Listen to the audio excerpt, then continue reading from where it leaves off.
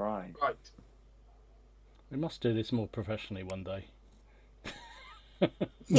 We should start it before and then click the go button. Yeah, that's probably an idea. Every week Yeah. it's the same. Blank The and problem then... is where you've only got one monitor, it's impossible. Good evening, But yes. everybody. Hello. Yeah, can you hear us? That'll be the next thing. Can you actually Hello, physically testing, hear us? testing. Testing, 1, 2, 3. Anybody there but us 4? Yes. Can you hear us? Good. That's all right then. Yeah, you can hear on my channel because I've just heard myself talking. Right, I'm gonna try not to look down this week and just like have my phone there just in case. Hopefully you don't get any feedback noise. Apparently all clear on mine. Good. Okay. Nobody's Wicked. saying anything on mine, Right. so that's fine. I'm assuming that's all right. Good evening, and welcome to the Plastic Crack podcast, episode 30. 30 weeks, gentlemen. 30 weeks. What a milestone. Crikey, Wow. O'Reilly. So we've been doing this longer than half a year. This is crazy. Absolutely crazy. And every week we get people tuning in to watch us do some hobby. And it's lovely to have you with us. So, first things this week, what we've been working on. Let's start with Ste. Winter Germans. course. Still. Yeah. Nothing's ever going to change on that front. No, just been repainting, using the old weathering pigments again on these guys. They're looking. I'm really happy with how they've turned out so far, and I'm really quite close to finishing. The flame, the kit bashed flame, so that I built and painted on the stream last week. I did a video about that late last week. It was one of my favourite kit bashes. It was a really, really nice little build to work on. Not much time, not really went into it, but yeah, very, very happy with it. But that was it. That's all I worked on last week was Winter German. So again, nothing really straying from the normal for me. No. Wicked. Still, you're getting some hobby done, Ste, and that's the important thing. Yes, that's the main thing. What about you, Martin? Surprise, surprise. I've been doing more Carthaginians, but I was getting my basing sorted out. So I've now finished 3 units, and I'm painting an elephant at the minute to try and that'll be over half done. So I've just been focusing on that. But I suddenly realised, I had one of those moments where I suddenly realised that once I stuck it all down and based it, that I'd done far more than I thought I had. Yeah. It's just that the unit I chose to pick first was probably the most fiddly to paint, whereas all the other, like the skirmishers, were easy. I knocked those out in just in an hour. It was great. But yeah, sorting out the basing, trying some new snow products. I have never known. Well. I've never known anybody Yeah, a bit get of that Colombian so special, was it? carried away with snow as you did. Jesus. I've never been so obsessed with one thing, and I don't know what it was. The other one's just like, no, not how I want it to look, not how I want it to look. But the problem is now is that all over my painting desk there's these little gritty bits, and so if I move my hand across it, you won't be able to hear it. So I'm moving my mouse now; it would just hear this gritty scratching noise. I know precisely where you're coming from, my friend. You don't want to know what I've just done. So the folks. Martin, do you know what's really good for removing that? Go on. A credit card and a rolled up £5 note. That was witty. You see me go a little bit funny later on. Very good. If you see everything, you're referring to my extra special bag of basing product, which has come sealed. So for the viewers, this has been the constant source of hilarity for us four for the last week or so. Martin, I think, has been obsessed, like a man I've never known to be obsessed about anything as much, by snow. And he's been putting stuff in we have a chat, and we chat away all week about things. And he's just been obsessed with it. And we've been taking the pee out of him, somewhat. Somewhat. It's been incessant. It's been incessant. But hang on, let me reach over. It's all been worth it, in my opinion. Anyway, you want to see? There we go. It really does look good. I don't know how well that's going to come out. There we go. That looks, sure that looks really good. It was worth all the hype. I sat there doing. I bothered painting this rock, and now I've covered it in snow. But why did I do that? Because you know deep down that it's going to be all right. It's all Deep down, I know that right. underneath that there's a properly toned stone facing in there. Exactly. If you ever drop it and chip it, you know that it'll be fine. But I'll tell you what though, that snow wash, the wash that they've got, that's wicked for vehicles. I like that stuff that. there. I thought that was really cool. Where you can just pin wash around all of your joints, and then on the actual paneling just here, you just paint it on, and it comes up like frost. Yeah, that I was brilliant. quite impressed with. Yeah. Makes me want to do finish. And what was that? Oh, don't! Oh shit, that's a great idea. What's the price of that, Martin? The kit I got was 25 quid. But on some snow. No, yeah, but the thing is, if you buy like say the Luke APS stuff, that's 8 quid, and then you pay postage on top of that. I got the same amount of snow plus that snow wash plus this stuff, Insta Snow paste, which I think is used more for scale modelling, and a load of the adhesive. Special paste. Yeah, yes, it's a special. You can coat it on your food, and then you can cook it. And don't forget, he got it in a lovely bag as well. That came all in a lovely. Yeah, I got bag. my lovely little. To be fair, that bag was actually pretty decent. The bag was my lovely little. pretty good, My lovely little. I don't even know what you call this. What is this? Is this a tote bag? I don't know. It is this a tote bag. I What think it is. Yeah, It's a tote. backpack, isn't it? Yeah, it's a This tote. thing is it a backpack? How small are the? My daughter would have to wear this. Look, It's a tote. That's all right. It is. she moves the product around. Yeah. She's a county Oh, light. send it. What Mate, they're going to call you into that school if you're not careful. Oh, love it. I'm fully expected to daddy get called gives in me anyway. To be fair. My daddy gives me white powder to move me around. He says it's snow. I was Yeah, tearing up Martin, Daddy's fake- snow powder. Oh, Fake brilliant. snow product and rotting Christ. That's going to be an interesting parents' evening, isn't it? Brilliant. Oh, Move right. on. Move on. Move on. Yeah, to we'll someone move else. on. Well, And- Leslie says in the chat, Yeah. he says really good basing. So well done. There you go. He's happy. So, Yeah, That's it. You can buy all those bits individually as well. You don't have to spend like a 25 quid pack. I just thought I'd get it all and see what the fuss was about. you're like me like that. But Oh, God. But yeah, let's move on to old Dom. I just want to say congratulations on your Yes. 1,000 subscribers, Dom. Yay! Welcome to the club. Hey. I've joined the big You boy made it. club. I've joined the big boy club. You're in the big boys club. Yeah. You've unlocked. If you notice, you already got like because I tagged you in my video because you can tag you in it now because you've got 1,000 subscribers. So you're tagged in that video. Oh, very nice. I wonder why I got I that. bet you're really, really excited about that. Do you know? Like I said last time he called me out for something, I lost about 5 subscribers. So that's really going to do me well, isn't it? For God's sake. But no, thank you very much. I'm very pleased to hit that, and yeah, seemed like forever to get there in the end, but it's not been that long really. So I'll drink to that. No. Yes. Oh dear. What have you been painting then? I've had a really good You've week been this banging out week. the videos left, right, and centre, haven't you? I have. I've been catching up for my holiday stuff, so it's been good. The best thing I've done, I've finished just tonight basing up the last the Lancers for my Cleveberg force, and I have to say they are genuinely the nicest models I think I've painted, and probably my most. I'm the happiest I've ever been painting figures with them. I think they're just absolutely awesome. I can certainly. What are the pink ones, mate? The pink ones, yeah. I didn't do full pink in Yeah. the end because I was showing you those. So there were 2 options with the unit. So they started. Well, in fact, I think they had 3 different uniforms during their sort of lifetime, if you like, as a regiment. But the one the one I'd sort of in my mind I was going to do was all white with a pink bib and pink hat, shako, and but in the end, the 1812 period, which is what I was doing the division from.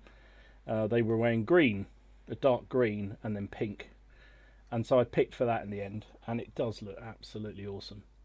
They look lovely. Really, They pleased. did look. They look really striking. Actually, they really did. they stand out just enough that you think, wow, that's going to stand out on the table without being, crikey, that's, Mary Poppins time or something. It's yeah. I look forward to seeing them Friday. That's what I look forward to. Look forward to dying to them Friday as well. It's be good, yeah.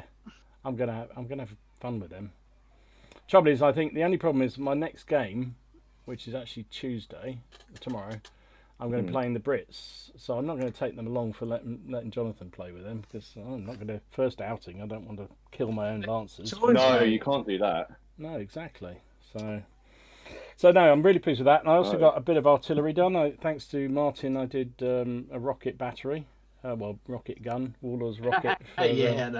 For the British. So that may well get out. Looking forward to shooting your own men, are you? I've deliberately taken Hanoverian troops just to shoot them in the back, like you did. So I just love the idea of it. It looks really cool. It looks a lovely figure. They are fun. That is a cool model, isn't it? Yeah, it is a really cool model. I think it's one of Warlord's best, to be honest. Yeah, I was thinking about kit bashing one, but when I go to do it in the end, but that model is very nice. But it tells like a story, doesn't it? That model, and it's like they capture the moment perfectly, don't they? You can just imagine it on the battlefield. It's a really good model. Well, I was really surprised because I thought that because it's got the guy up the ladder sort of reaching back to pull the rocket up, and the guy's supposed to feed it up, and I thought this is going to be a real ball ache to get this to fit together and just get it in the right position. And it wasn't at all. It just the man sat on the bars really It looks easily. like it should be hard. It looks like it should be really awkward, and then you. That's what annoys me though. Is like that was I found that was really nice, easy to put together. Everything fitted, and then you'll just go to put something together, like I don't know, just a head onto a normal blazer. You can't get it to fit, or the arms don't. I know. Go figure. And it's bizarre, isn't it, like that? But yeah, really, really easy. Although the worst thing I had was then the rocket itself was bent. So those metal are really hard to get them absolutely You can't straight. straighten it, can you? So it's a bit sometimes bent, it's worth using a rod, isn't it? Sometimes it's worth using a rod to cut it off, using a rod and doing it like that. But that's effort. That's effort. And you shouldn't have to because you pay for the mini. Exactly, but it is a nice model. And I also did my October War Games Anonymous challenge, which I did an English Civil War cannon for. So you'll see that at the weekend probably, which was a real nice thing to do. I did see the picture actually on Discord. Again, I was really pleased with that one. That was a really nice figure. So yeah, all good. Really good week actually. I haven't done any infantry. I need to do some more infantry. And tonight I'm doing some guns. I've got some Victrix French artillery, which are not going to be French. More obviously. guns. Yeah. Well, I realised I played a game of Black Powder last week, and I realised I didn't have enough artillery, and I didn't have enough Black Powder based infantry. So it's like, oh shit, I'm going to have to do more now, aren't I? Get on with it, Yeah. Ken, you'd hate what I'm painting tonight. What's that, mate? It's a HQ. It's a HQ unit all based on one base. I don't know, actually. I quite like that for bolt action. That's not too bad. I don't mind for certain things. I'm starting to come around to your ideas, Steve. Wow. What, even basing tanks? Nah, fuck that. No, that's never been done. That's a step too far, Steve. Oh dear. Always on the wind up, isn't you, with that?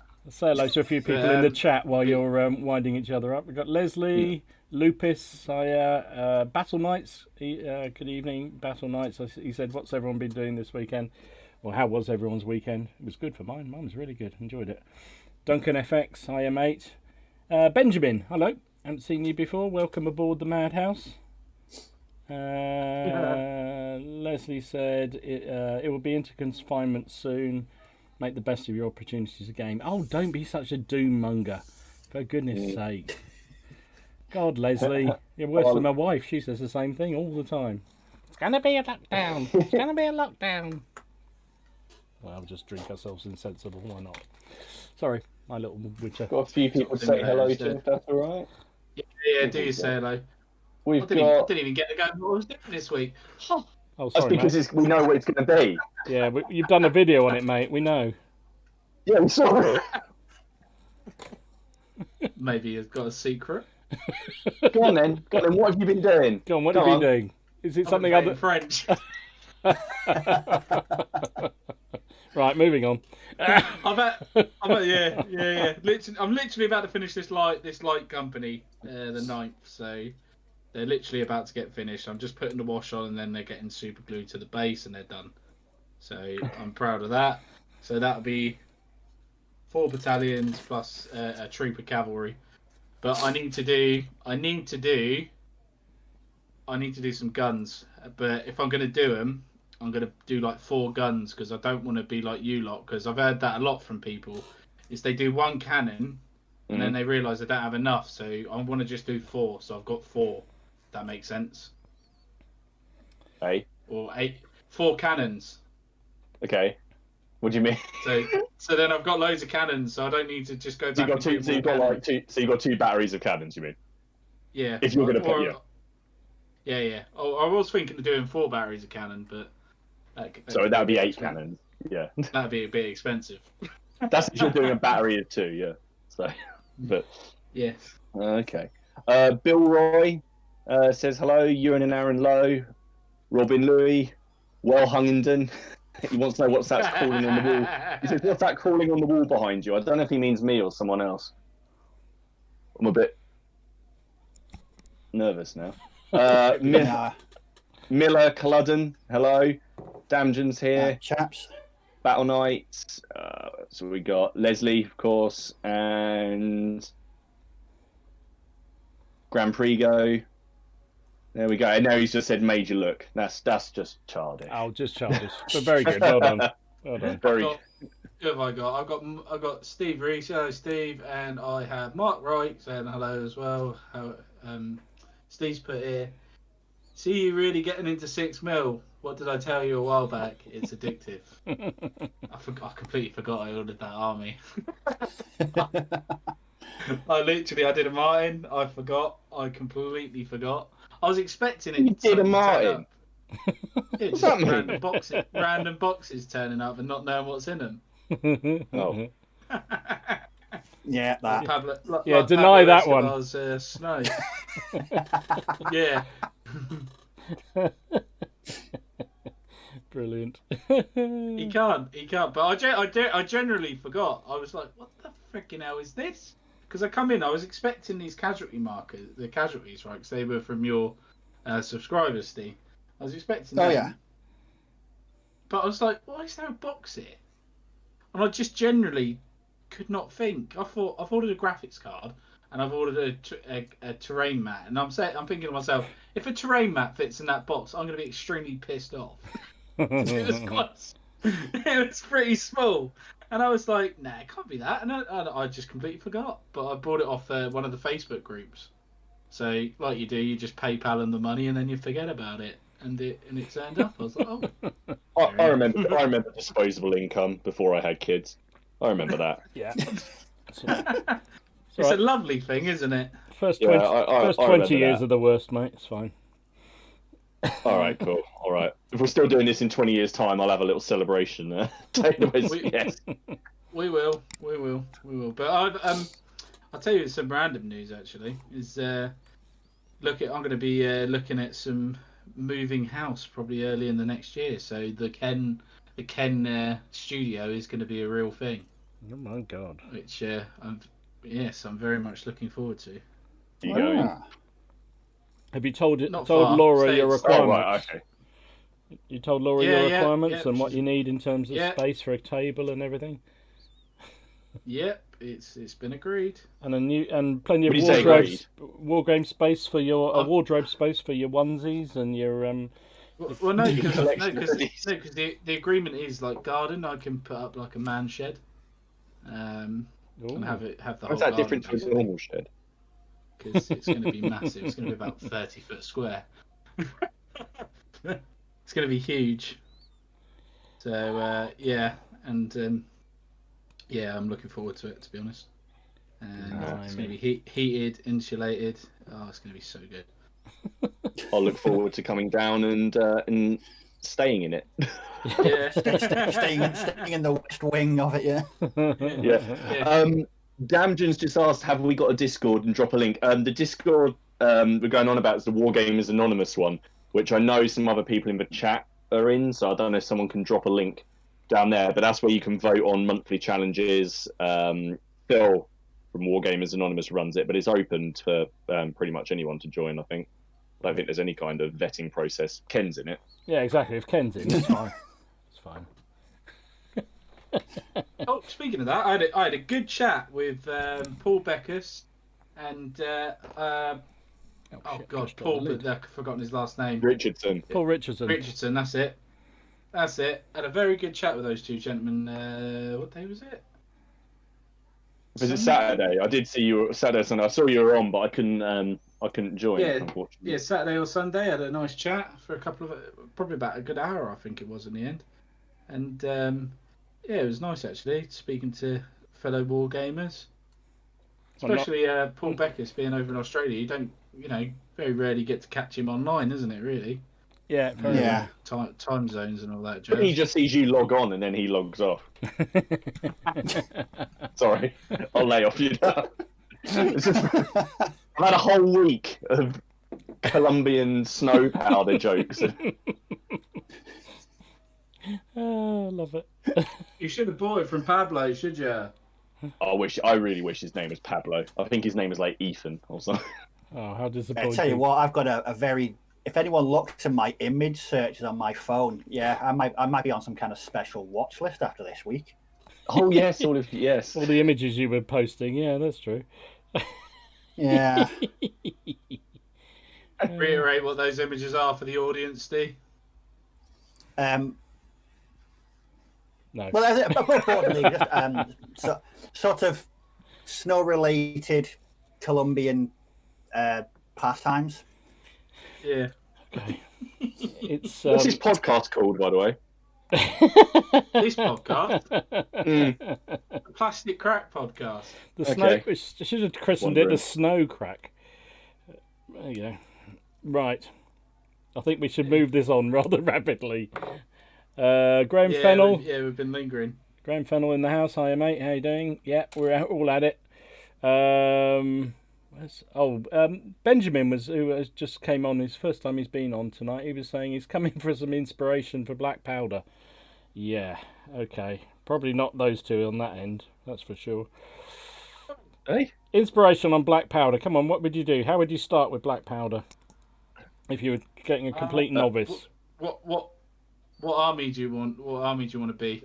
do you have any idea of what army you want to do, or are you just wanting to get into it? Because if you've got a period in mind, if you want to do ACW, I imagine that a good place to start is that Perry box set. Mm-hmm. The one with both sides, or are you just looking on getting one force? That would be the first thing. 'Cause the Black Powder covers a good 300-year period. Yeah. So You're talking Black Powder. Answer the questions, and we'll just answer them throughout the whole show. So just ask. Yeah, just If ask. anyone's got any questions, you just ask them, and we will answer them. So Don't get French drummers. Yeah, there's nothing wrong with French drummers. I've painted one. They're fine. They're fine. It's just the You're French. not fussy. I hate them. It's just French you have to avoid. That's all. Just French. Fucking hell, there's nothing. If you want quick models to paint, you got a couple of choices. You got the French in greatcoats, or you got Martin's Prussians. They're pretty quick, aren't they? oh yeah, Yeah, Prussians are quick. Portuguese Legion's What's quick. the ones with B? Brunswickers. They're quick, aren't they? They're all black, aren't they? They are. nah. Do you Yeah, Brunswickers are all black, I don't know. but they're Yeah, they're but you all don't want to black. you don't want to paint them black because otherwise they'd look too black. Yeah, you want like a charcoal grey, but it depends what period you want to do, and then we'll go from there. He's just said he's got troops coming in the post, so he's looking for inspiration. So we'll see. We can see if he comes back. Right. But Benjamin, let us know if there's anything we can help with, and we'll try. Honestly, Yes. you all launched into Yeah. that. You see. Apparently, Battle Knight says there's free sprue of US Marines in next month's War Games Illustrated. There you go. If you're looking for that. that'd be interesting. Be a good thing. Yeah. And Leslie's picking up Becca's video the other day about having the all clear from cancer, which was fantastic news for him. Yeah, great And his news. family. That great brilliant. news. Really, really good news. I know we piss around a lot, but that's serious shit. That's really good news. Hey ho, right. What are we going to talk about tonight then? Do you want to do question? Yeah. So you got any questions? I tell you, we didn't. Have you had any sent in? I had one question sent in, but I'm going to ask the question that we never got round to last week because it got a bit derailed. And it's similar theme, but it was well, I think it's a similar theme anyway. So my question was: do you have to be into history to be into wargaming? Is it a prerequisite? What do you reckon? Who wants to go first? I'll do it. I'll give a short answer. I'll let someone else do a long one. I think they work together, both side by side. I can't understand how you'd wargame and not like history. I find that very strange. If someone told me that, unless it was fantasy, that would be the only. If it's historical, then history, yes. If it's anything else but historical, then no, you might not like history. There's mine. No, I'm gonna echo what Ken said. For me, doing historical gaming, I have an interest in the subject anyway. So if you had no interest, how would you immerse yourself in your projects? How would you learn the background to the armies you work on? If you were just painting for the sake of, just getting stuff on the table and having no background to it, I just think you'd be doing yourself a disservice. I think you'd be cutting out sort of what for me is one of the main aspects of the hobby, which is the background, the research, the history. So I mean, it's probably possible to be a gamer and not have an interest in history, but you're really going to limit yourself when it comes to the sort of the background, the fluff aspect of stuff. So my answer would be yes, you can, but you probably shouldn't. Right. I tend to agree. I mean to me, so the playing devil's advocate, I think there are plenty of people, and we all known them, I guess, through the years, who are gamers.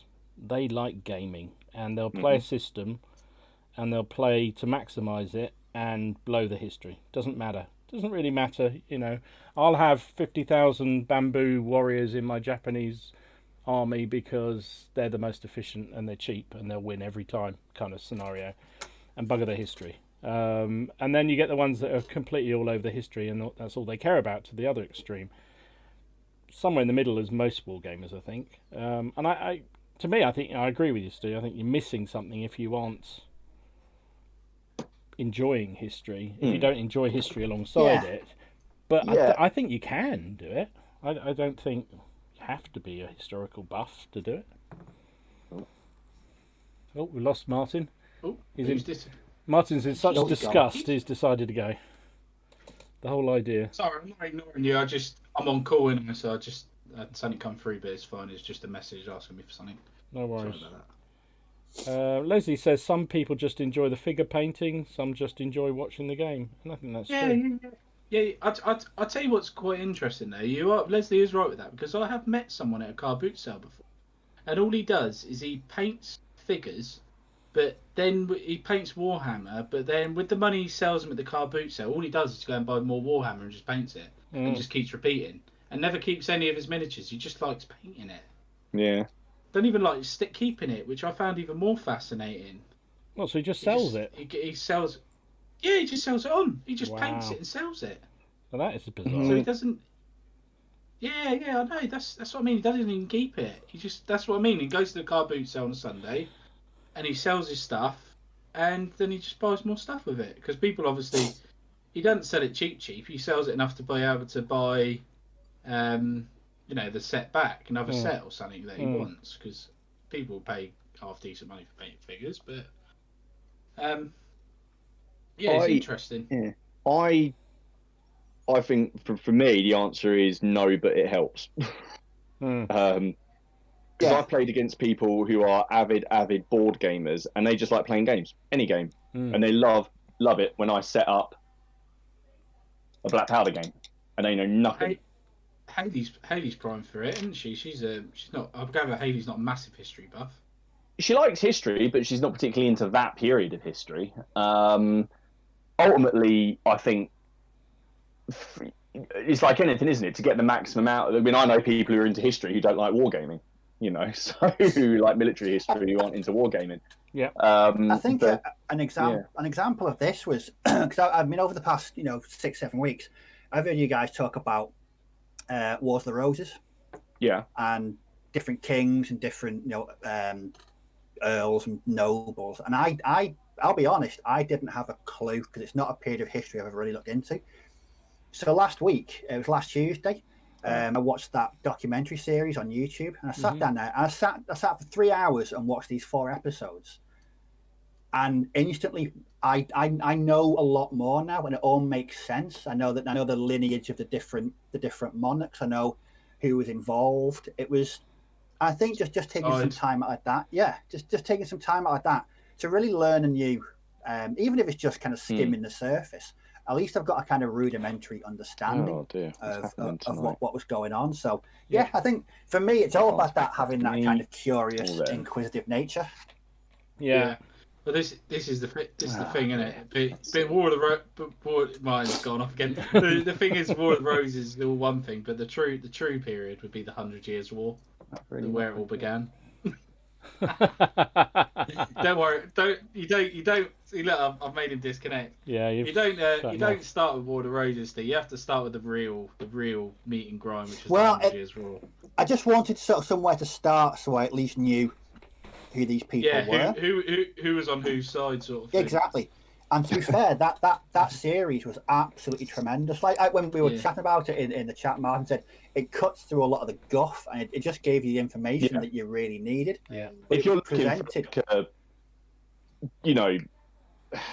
I guess key points. Who it doesn't go into all the intricacies of who changed, like all the minor nobles who changed size and all of like these other things. It's just ultimately these are your key points. Go. Need to know. Yeah. And that's what it fulfilled, definitely. And I watched all 4 episodes and I thought, my God, just in sitting down, a couple of cups of coffee, and 4 episodes, I know so much more than I did. I know so much more than I did 3 hours ago. So for me, that's and I'll be honest, it did make me want to start a War of the Roses army, but I'm not going to. Do it. King Henry I don't know anyone who's doing the Stanleys. There you go. They played on both sides. So if you get the Stanleys, you can be Lancastrian and Yorkist. There you go. Come on, Steve. Come on, Steve. You know you want to. So I wouldn't say it's also really dangerous watching documentaries because you get so much inspiration from seeing the history. It's like, oh, how could I get that onto the tabletop? So yeah, I might say you can do it, but you're missing out on a bit. I think, I mean, I personally don't understand people who don't like history. I can't quite get my head around it. That's just me personally. I don't, I talk to people who say, no, I just find it really boring. And I assume most of the time that it's school that's killed it for them. Or that's how I kind of make sense of it in my head. But with wargaming, I can kind of see how some people don't like painting or doing things like that. They just like playing the game. Yeah. And I think they just like playing any game when there's figures on a table. They don't really mind what. I haven't met a lot of these people, but there are a few of them. Well, there definitely are. I mean, there's quite a few people I think who just they love gaming. Gaming is it. Doesn't matter, as you say. It could be Star Wars. It could be biblical wars. It could be Second World War. It doesn't matter to them. It's a game, and they'll try and maximise. Well, they'll try and play it because they enjoy the game. Now, do they lose a lot out of the game? I think some. I mean, I think we'd all agree they do. But do they really? Are we just biased that way because we're into the history? I mean, you can still play. But at the end of the day, what do you enjoy of a night gaming, right, or a day's gaming? You enjoy, for me, I love the banter and having a laugh and bit of rolling some dice and moving the figures around and having the atmosphere of the whole game and everything else. As the fact most games I play are fictitious. They're not, they're based on a period, but they're not a reenactment of the game. So, being devil's advocate, does it really matter? It could be it could be hairbrushes being moved around. It could be blocks of wood being moved around. It could be models in a. I do like seeing everyone get stroppy when I roll really well. I like getting stroppy and then beating you. That was what I liked. I think Give it a- ultimately with gaming, you take from it what you want. I mean, if you just want to get some figures on tabletop, throw some dice around, and have a game, Yeah. you do it, Mhm. and you can pack your things up and go home, and that's it. So I think you get what you put into it essentially. But then I think we can see those because there are people. I know there's some people who just don't enjoy painting and they love the game because you just see down the club and the one here you see like just hordes of unpainted plastic. Now personally, I can't cope with that, but some people it doesn't matter to them at all and they just want to play. Yeah. It used to not matter to me, but it does now. I can't play with an unpainted model. It's driving me nuts. I couldn't do it. Leslie's just commented on my stream said, "But do the Stanleys keep their heads?" Which was just a comment back. I fucking doubt it. It's War of the Roses, so no. Actually, I think they did, the main didn't one they? does. The main one does, but the one who led the charge and basically turned on Richard, he was executed 2 years later by Henry VII. So after he basically secured victory for Henry, he got executed by him when he then supported one of the Yorkist so-called pretenders that turned up, or was he a pretender? Who knows? Ooh. There we go. There's, Yeah, like I said, my overall takeaway from that documentary was that dispute resolution was a big axe. That pretty much was the way you went at solving problems back in those days. It was to yeah. chop someone's head off. Mm-hmm. But did you see why Edward is just he's just awesome as a king? He just doesn't really care. Which I know No. Mehmet's actually quite a crap king, but I think he's one of the only English kings who's not been defeated in a battle he actually took command in. I don't think he wasn't. He was never defeated. Everyone around him was, which didn't help. But no, those are good Warwick documentaries. is that who Warwick made king then? Is that what he's famous for? He made him king. Then when Edward didn't marry who Warwick wanted him to, as Ste said, the way the guy puts it in the documentary is Edward basically marries a chav. Because Warwick basically wants to be the power behind the throne. He then rebels and puts the old king back on the throne, and Edward gets kicked off the throne for a year. Then Edward comes back and just says, "No, I've got no interest in being king. Me and my army, we're just going to York, and I'm just going to be Duke of York again." Of course, he goes up to York, raises an army, smashes Warwick to pieces, and then smashes the old king's army, and then decides that his because beforehand he'd been quite forgiving to everybody who had vaguely, I say quite forgiving, by the turns of the Wars of the Roses, he'd been quite forgiving. He'd forgiven like a lot of the people who had been instrumental in his like father's fall from power. When he came back the second time, he just executed everybody. It was easier. Yeah. Lovely. But yeah, that's why he's called the Kingmaker. I just got the idea that Warwick was a bit needy. He was a bit, I don't know. I'm gonna go see his castle, mate. Yeah. Was he overcompensated? No, I just got because I mean he was a bit miffed that he was no longer the king's like right hand man. He just went a bit, I don't know, a bit needy, a bit. What they don't, something in that, the Warwick family, the Nevilles were in so many of the major households because like he was Edward's cousin, and he was also related to the Beaufort, so he's related to the Lancastrian side as well. He'd managed to. They're basically the Lannisters from Game of Thrones. They had the money, and he was basically considered the power behind the throne. He probably would have done. But he really, I mean, and basically he just wanted to be in charge of everything, didn't he? He wanted to be wanted to be but not the actual king. No, he never wanted to be king himself, but he wanted to be in charge of man. I mean, in a way, he was quite shrewd because all those kind of people that tried to be king, even if they were successful, they didn't last very long, and they ended up getting their head chopped off. Whereas Warwick carried on for quite a few years, causing mayhem and pushing one candidate forward and then promoting another one. Until eventually everyone ran out of patience. He had a great tactic that he did twice, which was when he didn't like what someone was doing, he'd instigate a rebellion somewhere with one of his men, and we know it was one of his men because there's records now that where this guy basically they found some papers on him that basically said Warwick told me to do it, and he would just start this rebellion, and then when like the king or whoever trots off to go and fight it, he'd just then take London.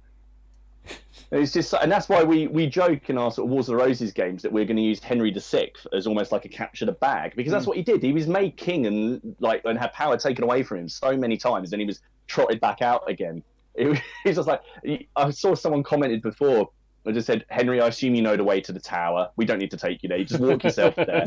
Anyway. Yeah. The usual room, sir. Yes. We've kept it specially for you. We knew you'd be back.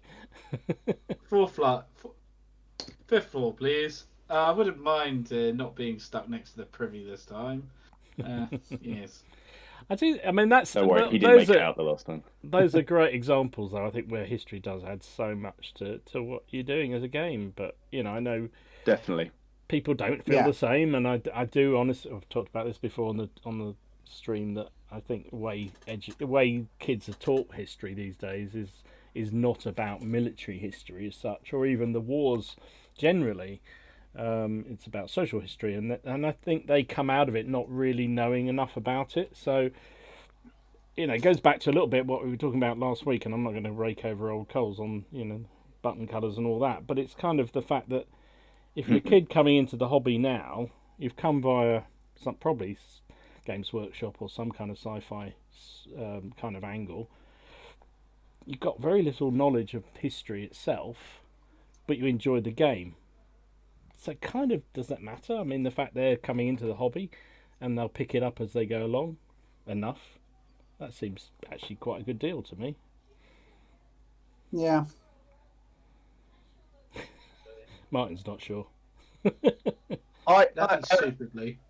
No, I think you're right. Sorry, I was just trying to I didn't want to screw this bit up. I think you're right. There is a definite in my lack of the way that history's taught in schools. I'd say it goes further than just the lack of a military history.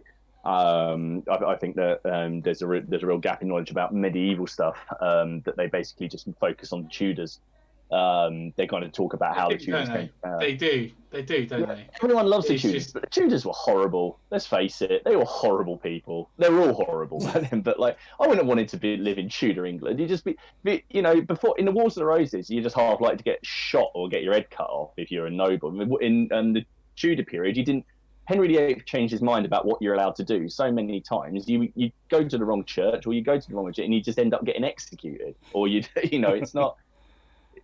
But they don't focus, I think, personally, on the right things to get people fired up and interested in history. Which is why I don't see a lot of people sort of coming through doing those kind of degrees or those kind of studies now in my area. I know when I briefly did before I switched college. I did 3 months of history at college, and it was about the agricultural revolution. And I'll be honest, I've never been so bored in my life. It just nothing in those lessons. So it just didn't interest me at all. So I wonder why you quit. it's. Oh no, I hated where I was, so I quit and went back to my school's old sixth form. I wrote them a begging letter saying, "Please, can I come back? I hate it here." And they let me back in. Jesus. That's nice.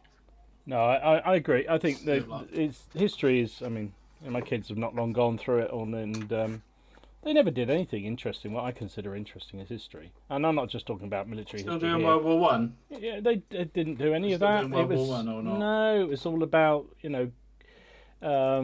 civil rights, votes for women. What did they do? I mean, it was momentous social history, but it wasn't sort of Quite classic- modern Oh, in it was- regards to yeah, the really. history itself, wasn't it? There's I no don't- ancient history or anything Oh like no, that. no, is no, there? no, no, none, Like nothing of Greek that. mythology and stuff like that. Nothing like that at all. Oh, man. So it was, I don't know, just found that to me was a bit. And I do think, actually, Anthony just came on and he said the same thing. He said some people are a bit intimidated to make the move from sci-fi fantasy to historical. They're worried somebody will yell at them for not painting the model historically accurately. Very true. And it's Very true. true. See well, last week's episode. That's what we were talking about last week, so we're not going to go down that one entirely. But it's exactly the same point, though, isn't it? I mean, if you've got no understanding, if you've got, you don't know anything about the 100 Days War, and you're talking about doing a Napoleonic army, and you're talking about, I want to do this, and this, and somebody laughs at you because that unit was never in that campaign at all, or the Belgians were on the British side, didn't you know, you fool? But of course they wouldn't do if they hadn't had any exposure to that. So it's tough. It's really tough. No, exactly. No. No, isn't it? But yeah, that's it. Yeah. It's one of those things, isn't it? It's one of those things. Ultimately, anything that brings someone over to wargaming is great. I've had, you have people who want to do it because they like Sharp, and Sharp isn't exactly the series isn't exactly the most historically accurate thing. But if they like it and they want them to play a game, Exactly. then they should be able to just go, I just want to paint some horrible 95th rifles, for example. Love it.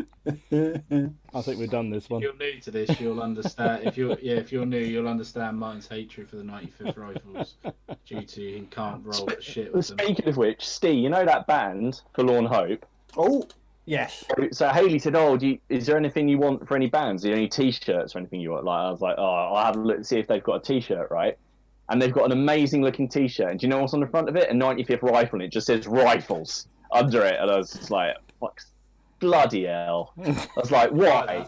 Why not? I looked in their back catalogue. It's like they have an amazing T-shirt of like a Cuirassier charging. I was like, why isn't that one available? I'm not wearing the T-shirt that says rifles. And then on the back of it, it's like someone that is like, it says like basically in the lines of go 95th. I love it. That'd be a very good Christmas I'd still present for you. recommend giving Forlorn Hope a listen to. They're absolutely cracking band. They really are. They were good fun. I say were. They're not dead or nothing. I don't know why I said were. No. No, they're still about. Aye. Right then, gentlemen. So, hobby talk. Hobby Serious talk. talk. Oh god. Anyone see those Prussian cavalry from Warlord? Yes. There's a bit of mixed reactions on the internet. Controversial situation coming up. They're in the new What did you horrible think, resin, Ken? aren't they? They're in the resin, and yeah, I don't really like them. Did you see it when he compared the models side by side, the same one in the level of detail that was on one, and then the other one kind of was less Disappeared. detailed, and it's the same mold. I know something you'll get that like sometimes in metals, but I don't know. How much are they? They're more than 20 quid now, aren't they? Are they? I don't know. In all honesty, it's one of those I have no idea, mate. To be honest with you. Got to be around the Yeah, 20 quid mark, haven't they? I would have thought so. Yeah, I'll have a look. yeah. It's got to be, but yeah, not for me, I'm afraid. No, I was looking forward to them because I thought for my Prussians it'd be quite not really. I gather the metal molds running out, and they need to replace it, but they don't want to do plastics. It's brand new. Yeah, I heard. Boys. I thought They're brand new. They're brand new models. So Oh, it is brand new completely. Yeah. Because I heard somebody say, was it NI Miniatures was saying that they were planning to convert all their metals into that resin. Yep. Absolutely everything into that resin. You imagine trying to do that rocket frame. That would be a bloody With nightmare. resin. Well, it means I'm probably not going to be buying much Warlords if that's the case. Because, yeah. No. Hello, Perry. What did everyone think of those plastic partisans I sent a link for? I was very interested by those. Yeah, me I too. have to Yes. say. Yeah, that did Yes. seem very good. Who were they from, Steve? I can't They look remember. rather nice. Atlantic I've forgotten again. I actually had the name before because I was going to mention it, and I've forgotten. What is Wargames Atlantic? That's it. That's the one. There you go. So, sorry, I've got it here. They're 24 quid. Thanks. But that's more expensive than quid. normal cavalry, isn't it? Yes. Well, and also you can't kit bash because they're, well, you could obviously chop them up, but they're all single cast. Really? Oh, bloody hell. I mean, that I don't mind so much because I quite like single cast, but yeah, no, definitely not. Definitely You, not. Dom. Well, I just think, yeah, I think they've got the. I don't really hate it completely, but it's things like you're saying with the rocket battery, the rocket frame is so fiddly. To have that softer plastic would make it really hard to put together. I think the ones I've had of SPQR models, boxed models, the swords are really sort of wobbly, and I just, just no. I haven't had the pleasure yet, so I'm trying to avoid it. To be fair, I will give them the thing. The SPQR bowmen, I thought they were quite good. I was alright with the bowmen, the bowmen, and the warlord guy. I was quite happy with them, to be fair. Okay. But the thing with their resin, you don't have to prime it. Really? Yeah, but would you not? Have you tried it without priming? Wouldn't you? Yes, I did try one of them. And what did it come out like? And it is flexible. Yeah, it was alright. But now you use contrast paints, don't you? So you would want to prime it anyway. Yeah, I'd have to prime it. Yeah. They are very flexible in regards to they do bend a bit, and the sword does, it's one of them, innit? It swings and roundabouts. It's just a shame. Again, as gaming pieces, they're probably fine. Yeah. I just don't really understand what the benefit is of doing it. Why? I mean, maybe the molds do live longer, but yeah, cost maybe. Yeah. It's costing. It's a business, isn't it? Somebody, of course, there must be a cost element somewhere. Somebody's done a cost analysis and worked out that it's cheaper to do it that way. That's for sure. But I can't remember who was it who said. Was it? Can't remember. I can't remember. Somebody did a video and or somebody was talking about it. I think actually on here, talking about how it was more expensive than the regular metal, or than the regular plastic. Yes, rather. I think I've seen that as well. Was it Leon? Was it NI? Might have been. Or maybe it was NI. It might have been Leon. I thought it might be. Maybe it was NI. If anyone knows that video, I'd actually quite like to watch that again. Yeah, so that it was more expensive, and I don't know if it is. Then there must be some other reason. So maybe the molds last longer. Maybe it's less destructive with the molds. But yeah, I mean they're a business and they're a very shrewd business, so they're clearly doing it for a reason. Yeah. But speaking of expensive, I've got a model that I'd like to talk about. I'm kind of curious to see what you guys think. I think I know what the answer is going to be. So, I don't know why I picked this up, but the new Age of Sigmar army is giants, which you can now field as giants, right? Just an army. That's how I understand it.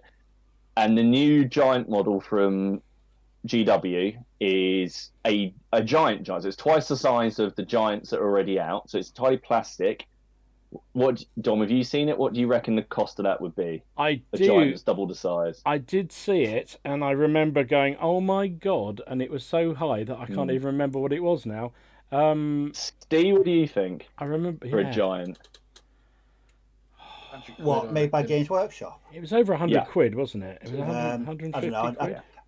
I think I could probably just slam my head into a random number generator and be somewhere accurate to what it might be. I've got no idea. 200 quid. It's 120, 125 quid. But then, if you go onto Mantic's site, if you go onto the Mantic site, you can pick up a really nice giant who's about the same size and is actually a better model in some ways for 29 quid or something. 20 quid. Something. And there's variations on it as well, aren't there? You can get like a frost one and yeah, they're different giant. And they look really cool. Hello, my name's Games Workshop in 2020, and I just like putting a premium on my things because of my name. But you know, if someone said to me, right, there's £129. go and buy some bolt action stuff. Do you know how much bolt action stuff you could actually get for 129 quid? Oh You yeah. could buy 3 armies. Three armies. You could buy 2 or 3 armies, or you could go out and you could buy. I'm not joking. You could probably go and pick up a 3,000 to 4,000 point bolt action army for that. I thought you were going to say like like something actually from World War II. Well, possibly. Yeah, it's a fearsome amount of money. I've actually got a what have I got? I probably derailing the topic, but I am years ago I was on eBay. I was in a cutthroat auction for it's an MG42 ammunition box, and I got that for 30 quid because I went in right at the last minute and did a cheeky bid and got it. So yeah, It's our song collector. Culloden says that someone commented on one of his videos on the Spanish Napoleonics that they'd spoken to Warlord and they were told it was more expensive. So, oh yeah, I think I do remember that. That's bizarre. So it's more expensive, and they're going to change their whole range Warlord to are it. doing that. Yeah, but maybe Warlord are doing that for a reason. Oh, clearly. yeah, Maybe money. they're saying it. Maybe they're saying it's expensive for a reason. Well, unless they're expecting the price of metal to go up significantly, and therefore they're trying to sort of hedge their bets in readiness. I don't know. Whatever. But yeah, I do. But that's scary. That I think that's actually quite disgraceful. That Sigmar giant. I mean, for that price. That's not the only thing that's disgraceful from GW. Well, yeah, I know. But you're going to get some kid who's going to be pestering their mum and dad for that because they've got to have it. Because that's the whole point, isn't it, Dom? And then That's the whole fucking point, isn't it? That's why they do it. and they'll need however many That's exactly models to why go they do with it. it. It's like, oh, for crying out loud. Yeah. And now you can That's why field them they as do an it. army. So Yeah, you'll want a few of them. They're not stupid over at Games Workshop. They know how to take your money. Oh yeah, I Because know. That's exactly what they're banking on. They're banking on little Timmy going, I want that for Christmas. And then you give them the Mantic. Yeah, you give them the Mantic giant and they throw a temper tantrum because the way of the world nowadays. But I guess yeah. if they go to I've a show or what have you or an event, they'll be thrown out if they use the Mantic one rather than the GW one. Won't they? Yeah. I've got images of you sitting under the Christmas tree, Ken, with Laura on Christmas Day. She gives you a box, and you open it, and it's that Prussian cavalry, and you just lose it. You just wreck the place. What the fuck are you doing, Laura? What are you doing? Oh, love it. Absolutely love it. Dear. So I I take. don't play Prussians. I play French to piss Dom off. Oh, that was another thing. I sent a picture of the book that's out in January next year. So it's the Anglo-Canadian book for D-Day for bolt action. Yeah, that looks good. Please, new British models. That's all, But that's all I want. Isn't. You what? In They Britain? will. Oh, fuck. No. Look, I've been a good little boy this year. All I want is a new plastic British kit. That's all I want. Please, Steve. Warlord, make it happen. Oh, I meant to say we after we played our bolt action game, because we had the board set up, we tried out Operation Squad. You know the Oh, the Well, we were gonna squad level. yeah, we really enjoyed it. A lot more back and forth.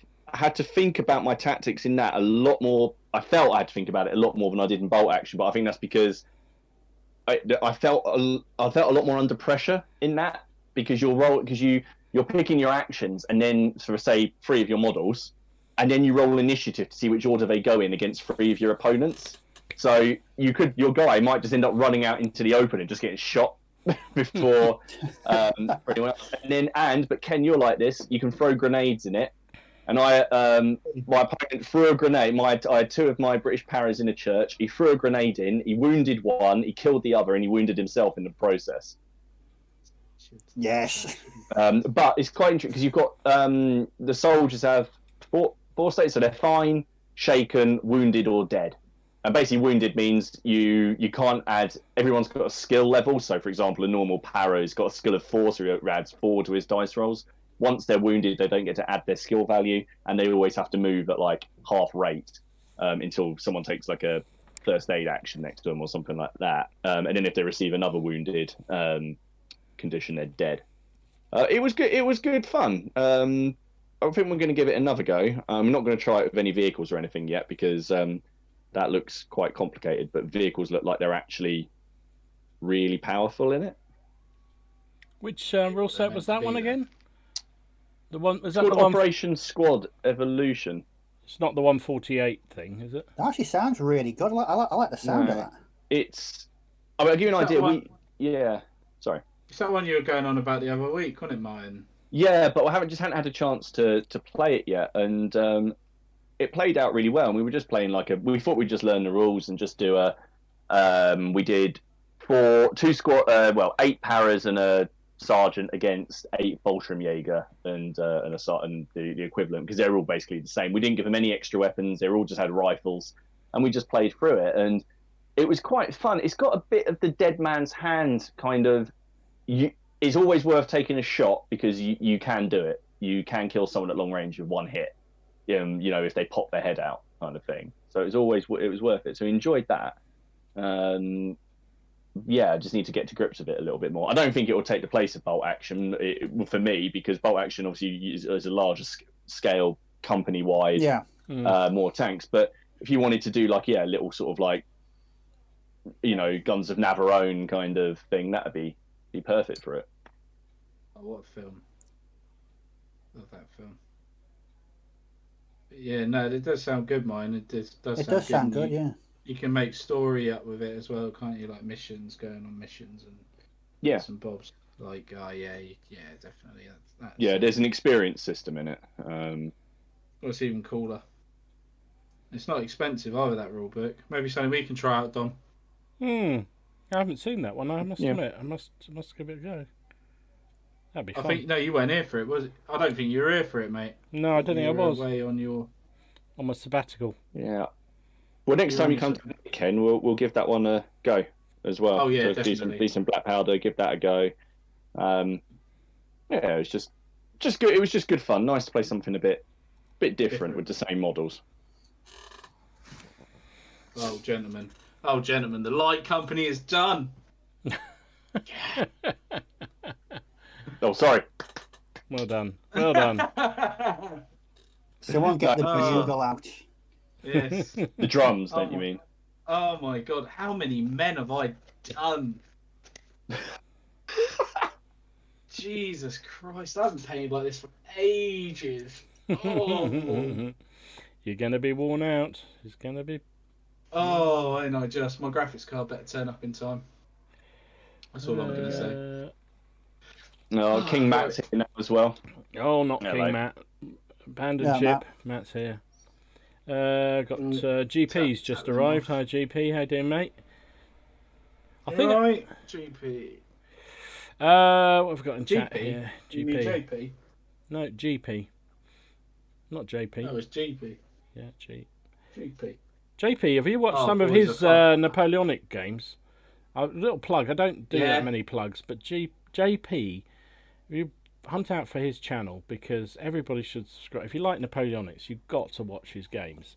I mean, he plays General d'Armée usually, and he plays it with his little son on his dining room table, and it is just the most awesome games. His son always trashes him and trash talks him, which is great. But it's just the quality of the figures on the table that he did put up a refight the other day, which was early phase of Quatre Bras, and it was just wall to wall cavalry, just cavalry everywhere, and it just was the most amazing looking game. He's only got like 120 subs. He should have 1,000 easily. I mean, he's just so good. Bloody hell. Really, really good games. Should Check always that out. Go and look at him. Yeah, Yeah, definitely. so look at that. I don't think JP. I have. No, wait a minute. I did watch a General Drama. He did. He also did. If you watch that game, somebody put it up. I think on Discord or maybe it was in our chat. I can't remember. But about a samurai game that he put on using pike and shot. I think it was, or black powder, one or the other. Same thing, really. and it was also absolutely awesome. He paints beautifully, absolutely beautifully. Well worth a view. Well worth a view. Ooh. Random. My Warbases order's just been posted. That was really random at 9 o'clock at night. Leslie, not Leslie's. Peter's little question of the week. Peter's little question this week was bit random, but if you weren't into wargaming, what would be your hobby? Right. And make it clean. And we don't have anything to do with your Colombian habit. Thank you, Martin. Yeah, mine would be PC gaming. I'm just techie. It's just PC gaming for me, straight up. I'm waiting for a graphics card. Damn fucking Nvidia. I'm as well as wargaming. I really like gigs and music and films. So I guess it would be really more about that. I just don't spend as much money on them now because I spend my money on little plastic figures instead and fake snow. And children. And children, yeah. Oh right, yeah, my children, yeah. Sorry. Yeah. Don't start that. Yes, you do have children. I was going to say, were they your kids, Brian, or were they for show? Oh shit! They are my children. They're eating my food. Well, there we go. Let's move on. Steve, what are you going to do? What would you do, Steve? I'd be writing more, and I would probably be playing a lot more guitar than I know I'd do these days, because I don't really play much guitar anymore. But yeah, mainly playing musical instruments and writing would be my hobbies. Cool. That's good. Here we go again. Oh, we lost him again, isn't he? So, yeah, Battle Knight says knitting. Yeah, I don't think I'd do knitting, no. I'd probably do a lot more. I would write, probably. That's something I've always wanted to do. I mean, I was a journalist for many years, so I wrote for a living. But I mean, actual fictional writing, I'd do that. That would be probably... I probably will do it at some point when I've got the time. But between work and family and wargaming, I don't have the time for it. But eventually I'll do that. I do like computer gaming, but I kind of get bored very easily. So I lose interest in them. I could spend hours in the game, hours and hours. Yeah, I mean, hours and hours. If I get into a game that I really love, then yes, I would. We used to play. I mean, with my mates, we used to play all sorts of weird games that don't exist anymore. But they were great. But computer games, I probably played them. Possibly, yeah. Possibly. Ken, have you played The Division? Yes, mate. I've only just started playing now. It's like 4 years old, and there is a second one out. But I was really ill this weekend, so I couldn't be arsed painting. So I literally spent the entire weekend on the sofa playing The Division, and I must have put in between 6 or 7 hours a day between Friday, Saturday, and Sunday. It's just ridiculous. What?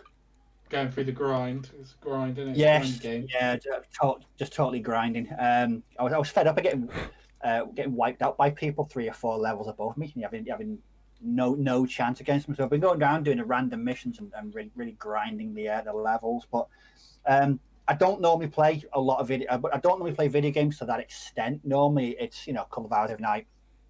But yeah, properly hammered it this weekend. Loving it. Really good. Have you ever encountered any? Oh, sorry, Martin, you're back. You could say what you're going to do. What would you do? Oh, you said music, didn't you?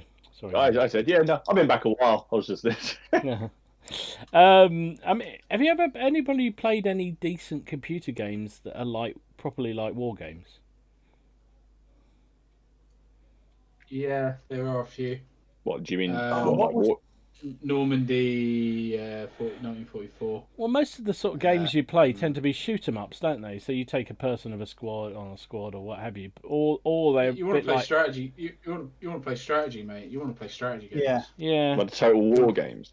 Total War. Oh my God, but they're not like. Or something Total War. But they're not really like war games, are they? Because they're very formulaic. Oh, do you mean like? Oh, you mean? Oh, yeah. There's games like XCOM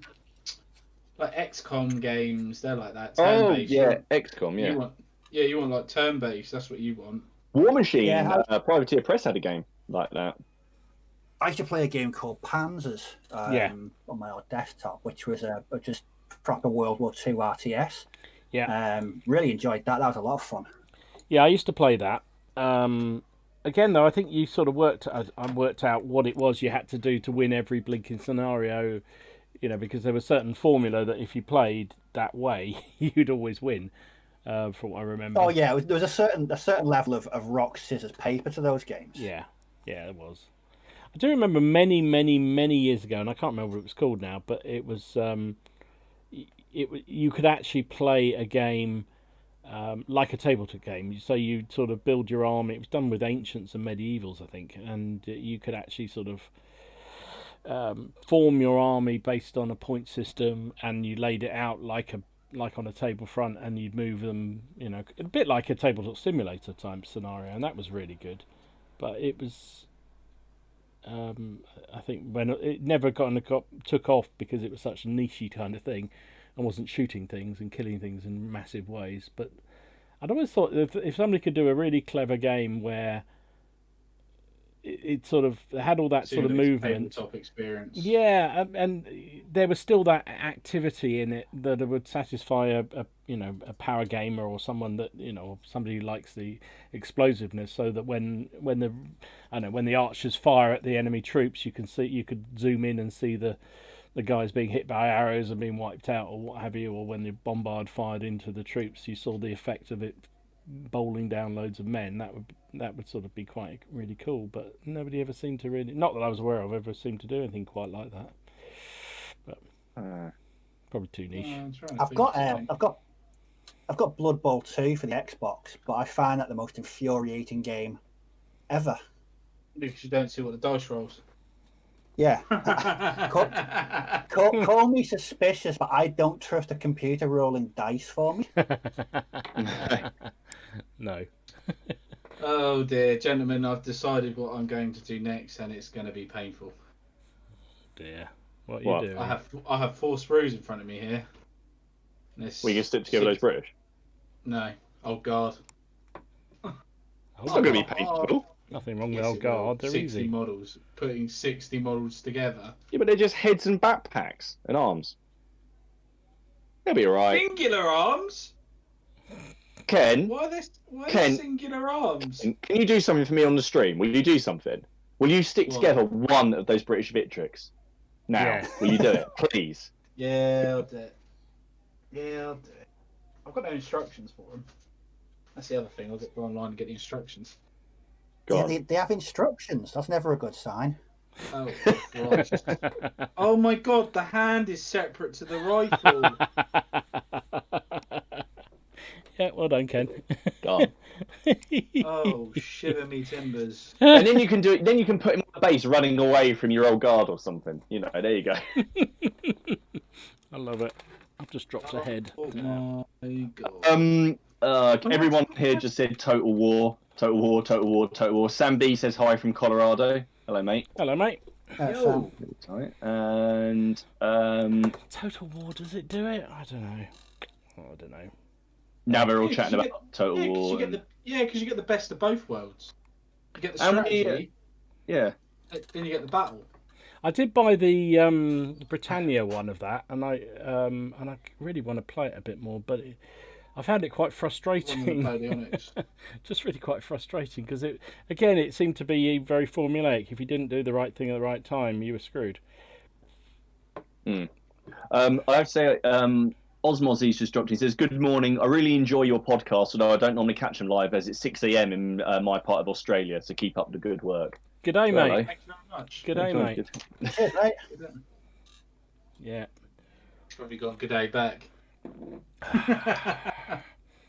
I don't know. Battle Knight says Sorry. check out Battle Brothers on Steam. It's fantastic, reminiscent of Mordium. Sorry, can't spell. Okay, fair enough. Mordheim. Is that what it is? No. Mordheim, I think he's saying. No, he's not spelt it that way, but I don't know. What's Mordheim? Is that good? Games Wartime, Workshop. yeah. Fantasy Necromunda, basically. Ah, okay. You probably like Necromunda if you like that sort of thing. Strategy. Oh my god, the flash on this is not good. What have you done? like- What have you done? I don't know. I'm about to do myself. I'm about to put the transfer. I just worked out that because I've been dreading painting this elephant, but most of it's transfer. The actual elephant body, most of it's going to be transfers, and the thing on its back. Look, because I'm doing all the. There we go. Yeah. It's all. Yeah. All sides of the elephant. So I painted the elephant and the men. I was just sitting there going, what do I need to do now? I was about to start. And, oh no, hang on, that's Elephants got are a the transfer on easiest thing to paint. They're so easy. They're lovely. yeah. No, I'll just kind of. Milking it, it's doing our weaving a bit. Just Cheap. Just whinging. He's just whinging. Bloody hell. Alright, I don't like these Victrix already. That took about 90 seconds to come to that conclusion. Oh, don't make me put one of these together. Yeah. No, go on, do it. Gotta do it. Gotta do Are they it. really The that old bad? guard. Oh, they're not nice. This plastic doesn't feel like plastic. It feels soft. It feels weird. That flash is horrendous. Mind you, having the Don't same. get me wrong. I think these are gonna look lovely, but you can see why they're they're cheaper. Like you get more for your money because you've got to do all this work. A lot better now. Those are some of the first kits they did. Fuck me. I'm having the same sort of problem with these bloody. Have you done these, Martin? The French artillery, 1812, 1815. Yeah.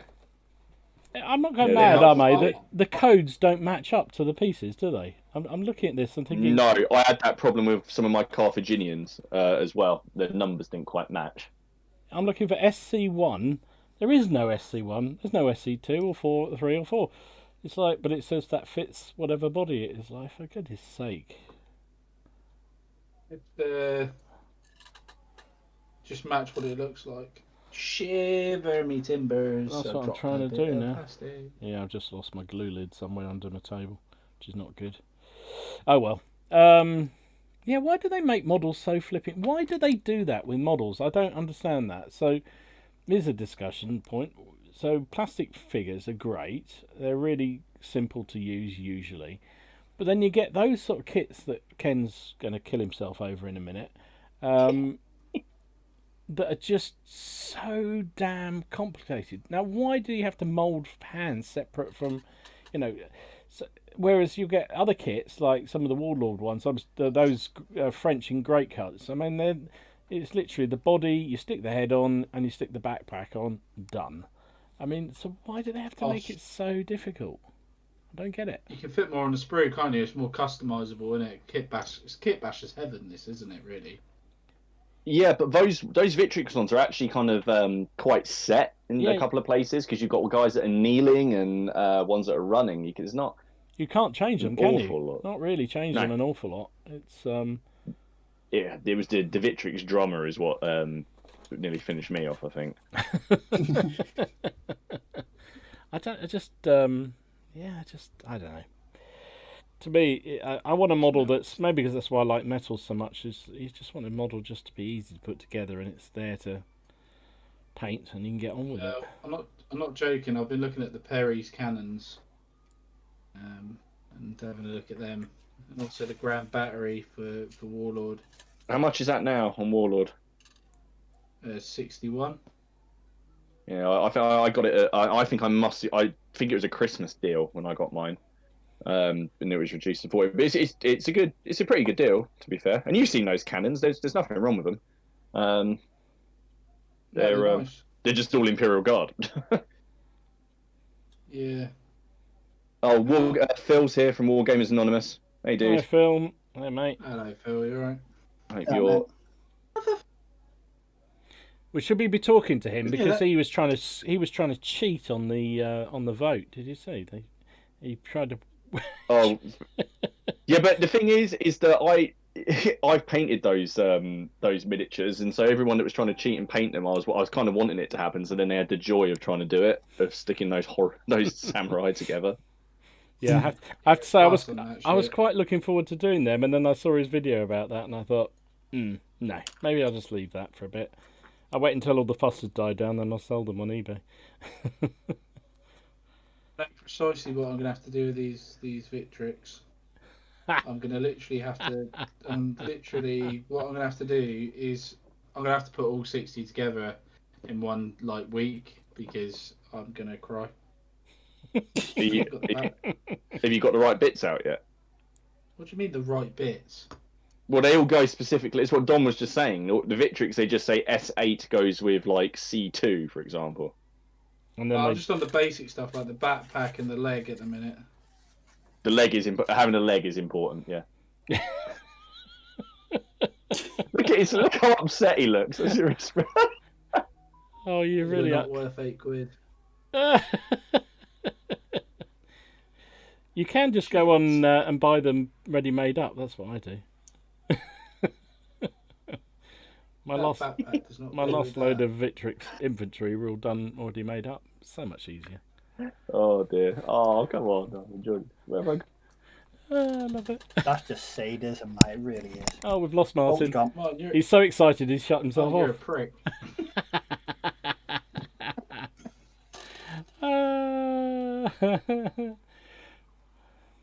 You know, am I meant to put that what?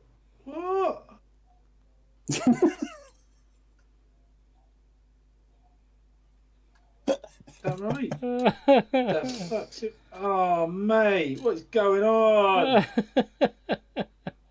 Nah, fuck it, it's going in the box. Oh dear, he's given he up given already. up? Just like that already. Just like that. Is he giving up? He's given up.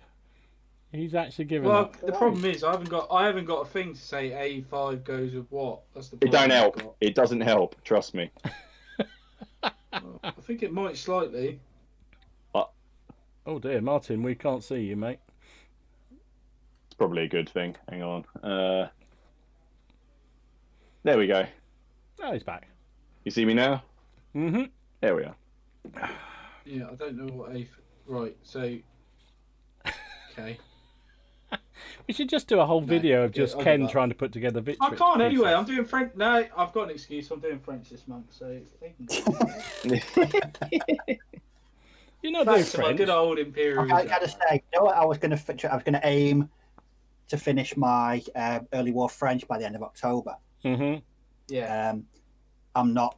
I'm changing my plans because my local sort of Facebook bolt action group is doing an armies on parade, like a platoon army challenge thing. We used to have a monthly painting competition, but they changed it to be for the rest of the year, a 3-month one where you present an entire army on a display base. Mm-hmm. So I'm going to use my winter Germans and do some completely insane movement bases for them, and then put them on a big Stalingrad board. Good for That's you. what Awesome. Awesome, Steve. I'll say. Do you want some snow? I know a guy. You know, I know a guy. He knows a guy. It's all fine. He knows a guy. Oh, that's wrong. I just thought, I'm really enjoying repainting these Germans at the moment, so I don't want to lose momentum with them. But the other night, I was like, I could put them, not like the movement trays I made for those infamy British that I did a few months back. What I want to do is individual movement trays with like bits of broken wall and window and craters, and then they will then be all put on one big sort of board. I can see it in my head now. The basing opportunities are endless. Oh, I want to see that, Steve. I want to see that. I'm looking forward to it. I so want to get back. I actually want to That's get why back I'm really to looking forward to these. I'm really looking forward to doing these Blitzkrieg Germans for Stalingrad, sort of the early months. They're going to be put. The base that I did for my SAS on corkboard. Mm. I'm going to base them like that, but with bricks, and it's going to be completely over the top, and I can't wait to start it. Nice. Awesome. Brendan and Libby from New Zealand have dropped in to say hello. Hello. Hello. Right, so we got America, Australia, New Zealand, UK, France. UK, France. We're worldwide, lads. I've only just realised. Our notoriety is expanding week by week. Yeah. What's going on?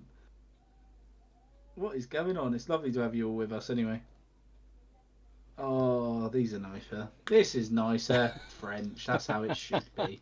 When Just a dirty word, isn't it, Dom? Yeah, it's just disgraceful. Much Mind you, I've nonsense. discovered you can do Yeah, you can do a okay. whole French army without actually doing any French. It's fantastic. So that's what I'm working on now. I've got my list here. I've got Baden to do next. Then I'm going to do some Hanoverians in the French side, some Swiss, got some Dutch, Polish. What models are you going to use for the Hanoverians, Dom? Well, actually, that's become a bit of an interesting point. So, the very helpful group of historical wargamers that you don't want to post any of your videos to on Facebook, I went on there and asked them a question about it. They're brilliant at asking if you want to ask questions about what you need and what the uniforms were. Although you get a hell of a lot of answers on it. But so long and short of it, in the division I'm trying to do, there's a regiment called the 128th French Hassanic Line Infantry Regiment, and they're actually Hanoverians, or from German states around that area of Hanover. And so the only reference I can find for uniforms for them, they're wearing a really interesting, like a Prussian Landwehr uniform, but in green. And I thought, that's kind of cool. What, like the smock coat Yeah, kind of thing? exactly, that kind of smock coat. But it's a sort of really dark green, and I thought, that's kind of cool. But all the references are from 1813 and 1814, when they changed sides. They were then fighting for the Allies. So I thought, well, they're not going to have the same uniform, are they? And sure enough, they have bloody French uniform earlier. So I'm going to have to paint them French. But at least I know they're not actually French. Yeah, so yeah. that's fine. That's all fine. That's Were within they? That's quite interesting. Mm. Were they conscripts, or were they? So yeah, volunteers? I mean, basically they were. From what I can gather, they The were. Rhine, were they, Dom? They were part of the Confederacy of the Rhine, and they were a formation. Well, no, they weren't. They sort of were, and certain sort of weren't, because that's why they were sort of pushed into a French regiment, inverted commas French regiment. So they were basically the city guards and the city troops for the city-state of Hanover, and the associated region around that. So basically, when Napoleon took over the region, he said, you're now French, you're now in the French army, and he put them in a unit amongst a whole load, because there was about 5 or 6 regiments that were in the French regular army but were not French. They were different nationalities, and this was one of them. And then after his defeat at Leipzig, well, in fact they must have transferred before Leipzig, because it was 1813 they transferred over. So probably at the end of the Russian campaign, I guess, they changed sides, and what was left of them formed this Landwehr type formation that subsequently became part of the Prussian army. So it was kind of interesting. Yeah. So I'm fascinated by all these different weirdo empires in the Napoleonics. It's all. Do you know that documentary that Steve recommended, Mhm. the multiple parts for the Napoleonics? That really helped. Yeah. God, yeah. Really, that massively helped. That did. I was proper enjoyed it as well, which was really nice the way it was set up. It was really interesting, and it just made, when I watch other things, I understood it a lot more. Just made everything a bit easier. Just slotted things into place. I like the production was very much. It just told you what you needed to know. There was no like kind of fanning around for 10 or 15 minutes on one particular thing. The backgrounds, the battles were explained. The background graphics were tremendous and showing the ebb and flow of how the battles went. It was just an all round one of the best documentary series I've watched. Well, ever. Really enjoyed every single minute of it. Yeah, it's funny. I mean, I know quite a bit about the period, and I watched it. I watched the one on the 1812 campaign, which is what got me really excited about this project. And I still was learning stuff all the way through it. It was so interesting, and yet it's only like what was it, about a 30-minute video, 40-minute video, something like that. It's not very Yeah. long. And it's just like, wow, that's really, really Packed of interesting. information there, isn't Yeah, it? and as you say, presented really, really well. That's the sort of thing that gets kids interested in history to me. Actually, probably doesn't because it's not Yeah. Oh, explosive enough. No, not. It's not. No, but Should do. I'll tell you what was really. I'll tell you what. I'm listening to Bernard Cornwell's Waterloo at the minute. I've only got about 2 hours left on it, and that was because of British Legion. Git.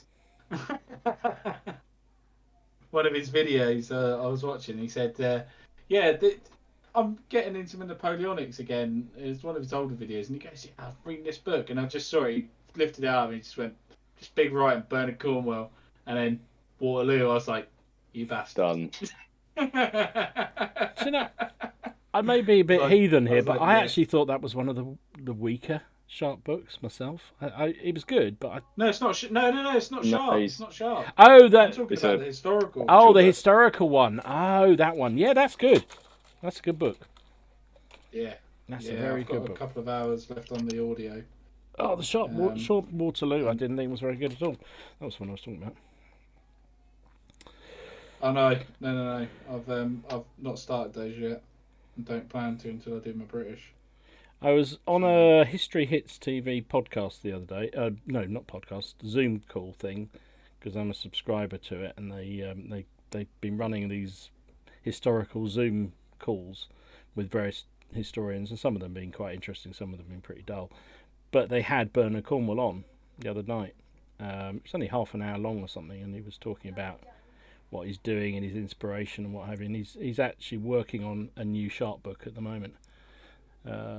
Which apparently is going to be set just after Waterloo. Apparently, Sharp. Is it called Sharp's Pension? probably. But they did say. So what's coming Sharp's next? STD.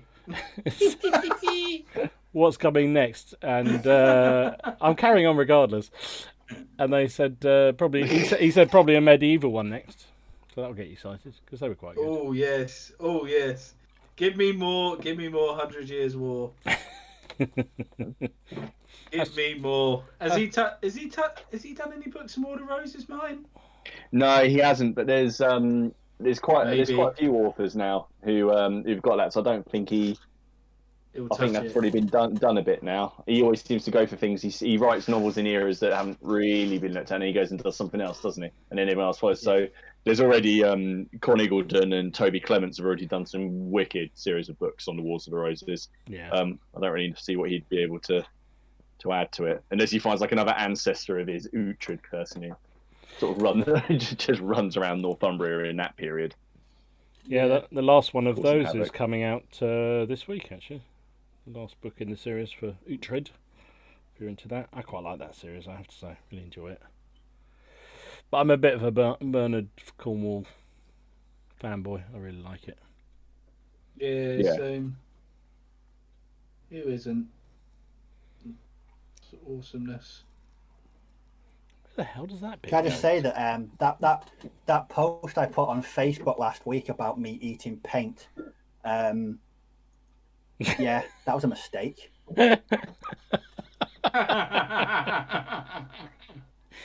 An entire brush of Vallejo dark rubber, straight in the mouth. Not even just around, straight in the mouth, full of paint.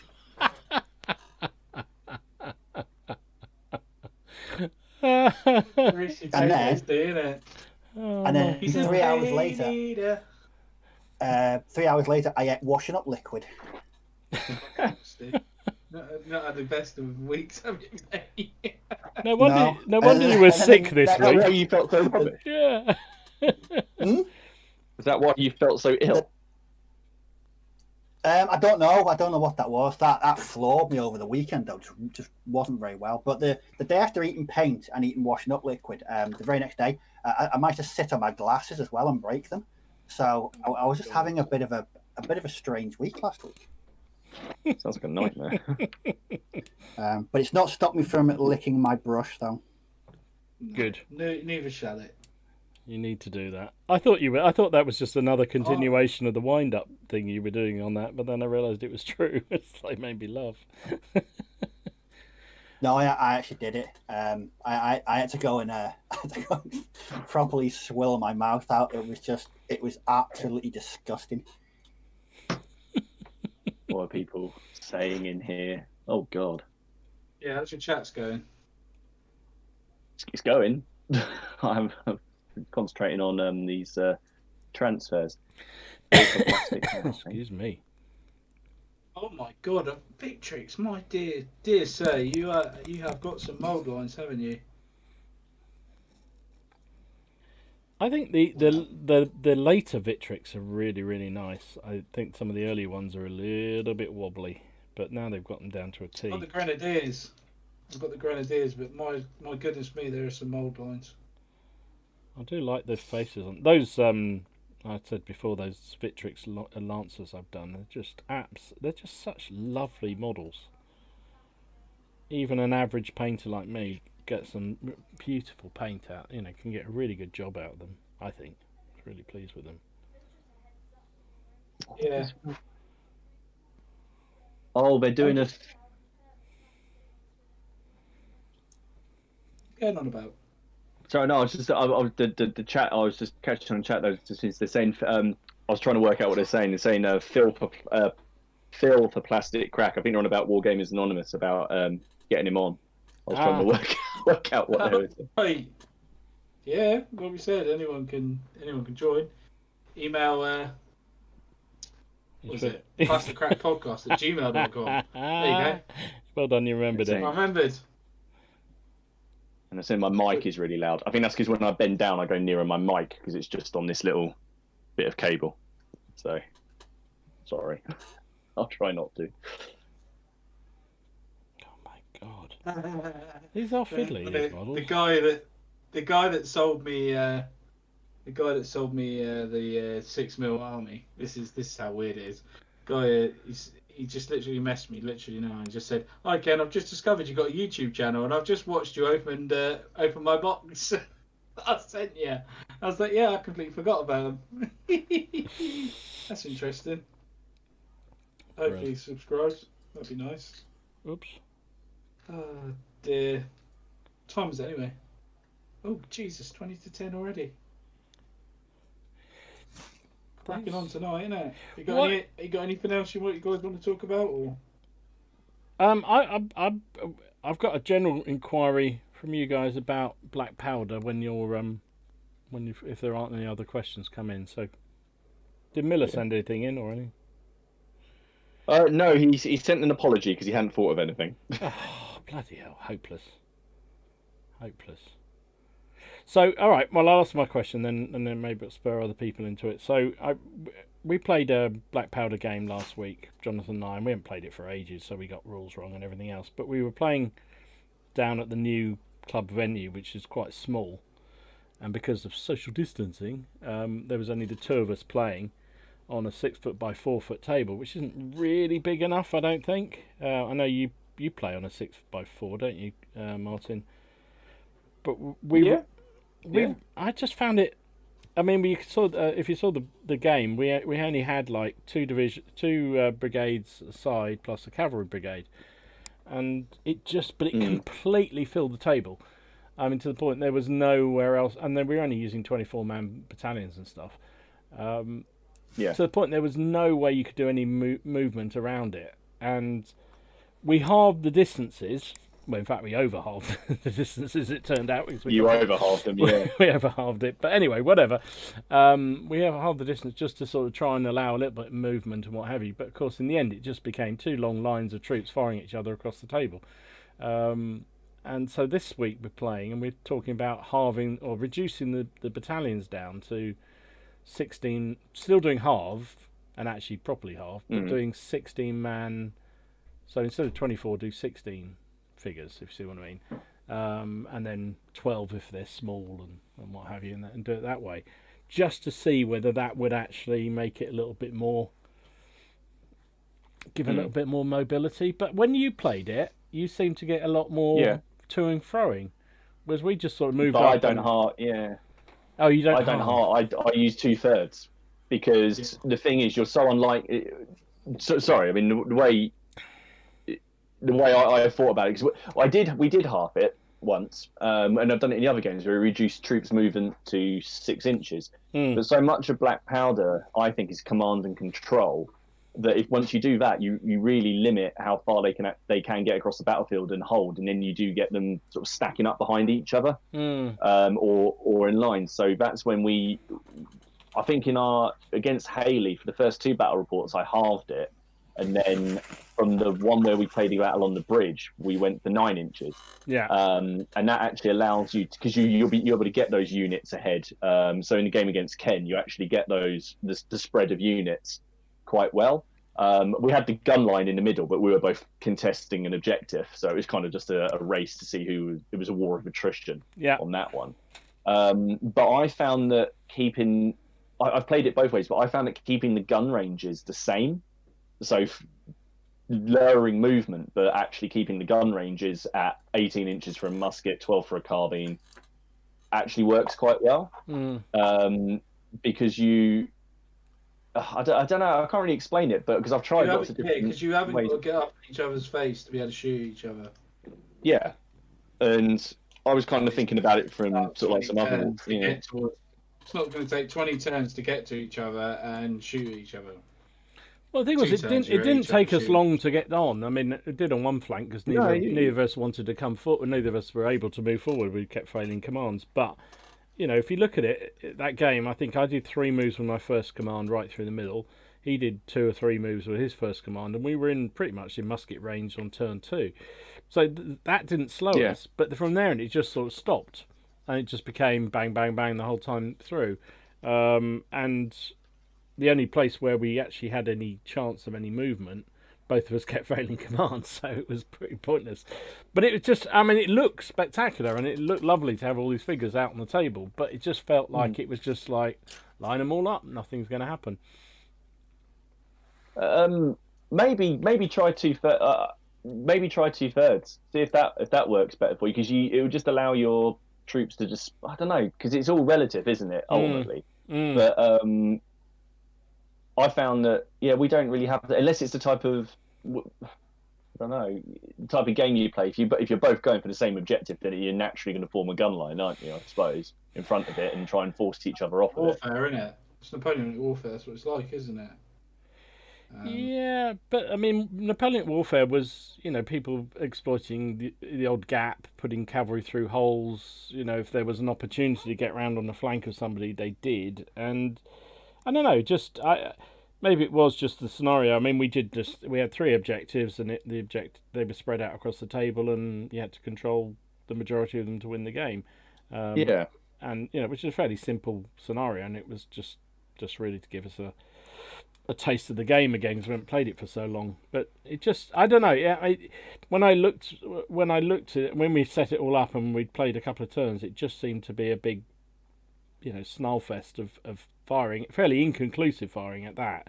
Because of course, when you get into that kind of firing, especially with a bit of cover like there was, you're hitting on 5s and 6s, and then of course, a bit of lucky shooting and someone gets disordered means that then you're firing at 6 next time round, and it just all became a bit static.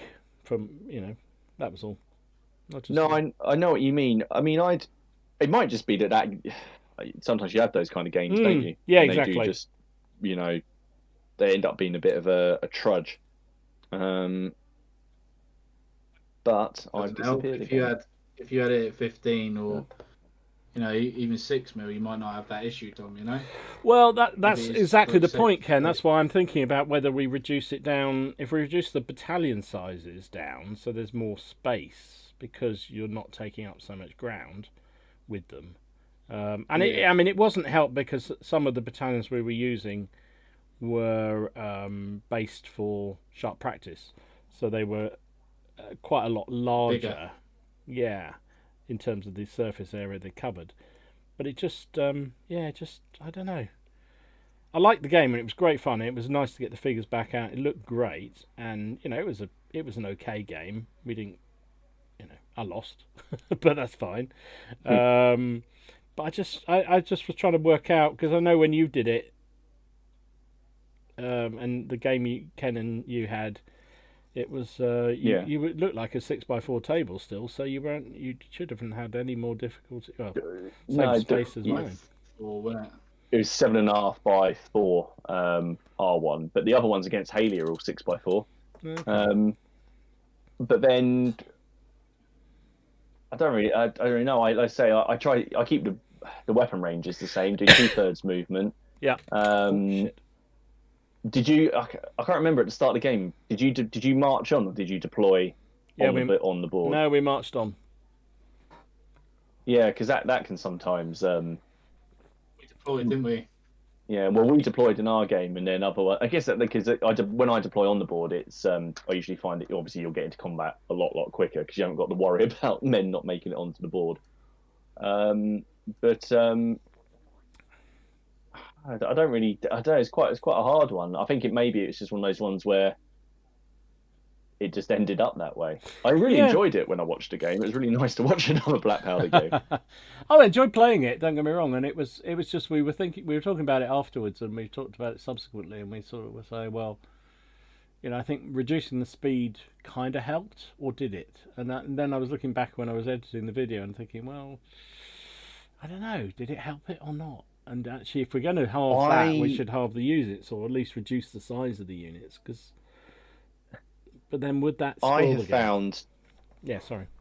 I found that between the games we played where we've halved it and the games we've done where we've done 2/3, I've enjoyed and felt that the ones where we've done 2/3 movement have worked and flowed better for a smaller table and a smaller amount of troops. Right. That's sort of the way I've found it. But I've also tried to really vary up the type of scenarios we're doing. I've got a really good one for the next one, but I'm having to build some stuff for it. I need some scenery built before I can do it. But it's a hard one, isn't it? I mean, but it sort of goes to the heart. What do you like as a game, isn't it? I mean, some people just love that sort of game where you just roll up and fire guns, and shoot at each other and what have you. But I kind of like a bit of mobility in my games and a bit of, opportunity to try and flank somebody or just do a little bit of. And when it wasn't even a particularly big force we were playing with, and there was nothing, you couldn't do anything because by the time you laid it all out, it filled, especially in line, everything was Everything was in line, so it just filled every bit of space. But I don't know. Maybe we'll try it again. I'd say maybe if you wanted to try 2/3. But I'd really recommend considering keeping the weapon ranges as they are. If you do that, because it just not if you halve it, but if you do 2/3, because you're near enough there anyway. Yeah. Keeping those weapon ranges, so your troops will move 9, and your muskets will have a range of 18. So effectively, because that was that's why I asked that question on that Facebook group, which I slightly regretted. Did you see that it got closed? Did it? I didn't. The admins closed it down. I didn't see that. No. Yeah. You did your mic drop and then they closed it. I did a bit. And they but I'd never heard that. I just for some reason. In your game, I watched another battle report and saw 2 or 3 comments, and I'd never seen that optional rule before because I haven't. It's not been in any of the supplements that I've got. And I sat there and I was like, I started going through my rule book, going, "Have I missed this entirely? Have I missed this?" And I quite like it. It's quite interesting. I think that might have had a serious effect on quite a few of the games. Certainly, the game me and Ken played that had a big effect. Yeah, it's just we always found that if things were flying across the table 3 moves and then they fired, it was just too powerful. Especially with the first fire. Yeah, with the first fire, you could suddenly find you've lost half your army in the first go if you were unlucky or your opponent was lucky, and so that's why we always did it, and that kind of works well. So I think in that game we were doing the one last week. We were doing 1 turn you could only fire, which I think is the rule in the ACW supplement. But I think it might even be in the Napoleonic one. But anyway, I don't know. But that's what we started to play. But generally, down the club, we always play no more than 2. If you do 2 moves, you can fire. But if you try and do 3, you can't. And that just seems to balance it out. But I think house rules are I don't know what you feel about house rules generally, but I kind of like the odd little house rule. But they do tend to get coloured by your own feelings, don't they? Yeah, we use the form square rule from the Clash of Eagles book because I prefer it to the form square rule in the main rule book because I think it's too easy to form square. Right. Even though they were trained to do it, but in Clash of Eagles, instead of because in the main rule book it's you roll an order test, a double 1 you form a disordered square, anything else you form a square, and a double 6 you don't, and that's it. Which I think is just a little bit too easy. So in the Clash of Eagles book, it's you basically just do an order test. So if you've got a crap commander, you aren't going to form it, and it just because otherwise we were finding that cavalry don't really do anything. And I know that's the the role in the Napoleonic cavalry isn't necessarily to go charging in and smashing through units, but if I spent all this time painting up the bloody things, I want them to do something. It is a game after all, isn't it? And you want to enjoy the models when you're doing them. Yeah. Exactly. Here's a question for you guys. Martin, you've done these. What the hell on the back of these grenadiers' heads? Why is there a spike that looks like a horn? Hey. Oh, that little tufty thing. Yeah, what the It's hell is like that? it's a lace thing at the bottom of the bear skin that kind of holds it all together. Oh, okay, so I don't chop it off. Don't chop it off. It's meant to be there. Just nearly stabbed me in the hand twice. Shouldn't be that. Speaking of house rules, I think I may have mentioned this one before. But it's something we're thinking of doing for bolt action, and it's introducing the patrol phase from Chain of Command. Oh yeah. Yeah. Do you reckon that would work? So good. Hell yeah. Because I absolutely love that part of Chain of Command where you've got the different jump off points. I think it does, rather than just having a static that's your side and that's my side. Your deployment points are scattered. I think it will just bring an extra dimension to it rather than just everyone lines up on their side of the table and marches into the center of the table.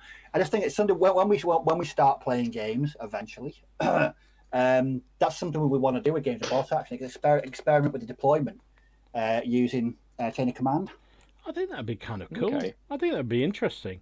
I mean, it would probably mean you couldn't do any outflanks or anything like that, wouldn't it? It probably. Yeah, I think we wouldn't be able to do that. But I just like the idea that the jump off points being where the scouts have got forward, where they've sort of reconned a safe route to the combat zone. Yeah. Rather than just having a massive big table edge, I just think it'd give it that extra dimension. Yeah, I agree. I might house rule it. Yeah, I was going to house rule that you wouldn't put vehicles included in that. No. That'd be too OP.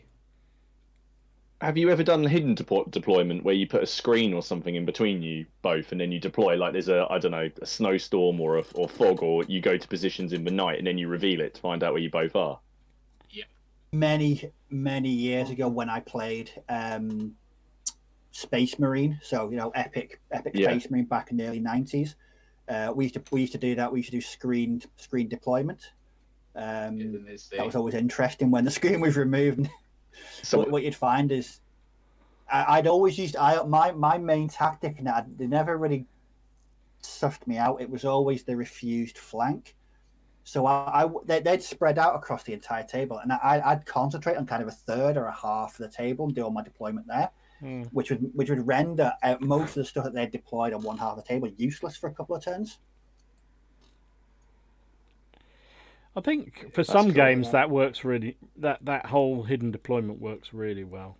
I think for something like bolt action, though, I'm not sure it would so well, because part of the fun of the game is it's a bit more, it's a bit more matching what your opponent's doing, isn't it? Always put a flamethrower over there. I'm going to try and get my sniper on him. So where do I put my sniper to best effect, or what have you? But I think some games that's a really good way of doing it.